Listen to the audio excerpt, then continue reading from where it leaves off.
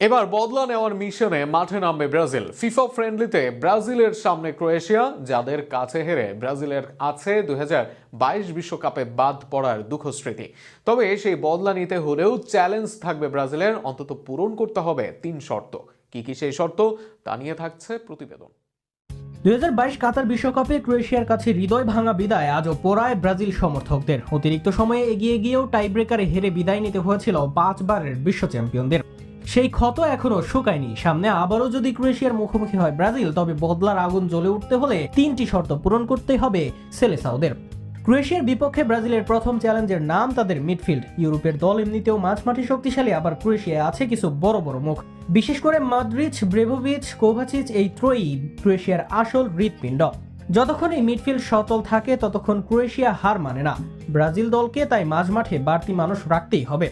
High pressing নয়, বরং smart pressing করতে হবে। একজন ডিফেন্সিভ মিডফিল্ডারের পাশাপাশি আরেকজন বক্স টু বক্স মিডফিল্ডার দিয়ে মদ্রিচদের সময় ও জায়গা কমিয়ে দিতে পারলেই ম্যাচ ব্রাজিলের নিয়ন্ত্রণে আসবে। আবার ব্রুনো ক্যাসিদের সাথে অতিরিক্ত একজন মিডফিল্ডার আনতে পারলে ম্যাচে সাম্য আসবে ব্রাজিলের।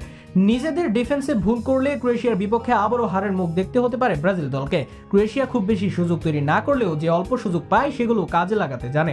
বিশেষ করে সেট পিস ও দ্বিতীয় বল থেকে তারা ভয়ঙ্কর। 2022 বিশ্বকাপে ব্রাজিলের ডিফেন্স লাইনের সবচেয়ে বড় সমস্যা ছিল ফুলব্যাকদের অতিরিক্ত উপরে উঠে যাওয়া। এর বাইরে শেষ 8 ম্যাচে 25 গোল ক্রোয়েশিয়ার, যেখানে তারা জয় পায় 7 ম্যাচেই। এবার বদলা নিতে হলে ডিফেন্স লাইনের ভারসাম্য জরুরি, নতুবা আবারও হতাশায় পড়বেন ভক্তরা। শেষ চ্যালেঞ্জ থাকবে কোচের প্র্যাকটিসে। কার্লো আনচেলত্তিকে ইউরোপের দলের সাথে খেলতে হবে, যা তাকে দিবে বড় চ্যালেঞ্জ। সেখানে বল রেখে খেলবেন না ছেড়ে খেলবেন, কাউন্টার না পজিশনে কিভাবে খেলবেন সেই সিদ্ধান্ত নিতে হবে তাকে। এবার বদলা নিতে হলে ব্রাজিলকে শিখতে হবে ধৈর্য ধরতে। লিড নেয়ার পর ম্যাচে গতি নিয়ন্ত্রণ, বল ধরে রাখা এবং অপ্রয়োজনীয় ঝুঁকি এড়ানো, এই 3টি বিষয় শৃঙ্খলিত না হলে আবারও একই পরিণতি অপেক্ষা করছে। ক্রোয়েশিয়াকে হারানো মানে শুধু একটি ম্যাচ জেতা নয়, এটি মানসিক যুদ্ধ জেতার নাম। কেননা এর সাথে জড়িয়ে আছে শেষ বিশ্বকাপ হারের দুঃস্মৃতি।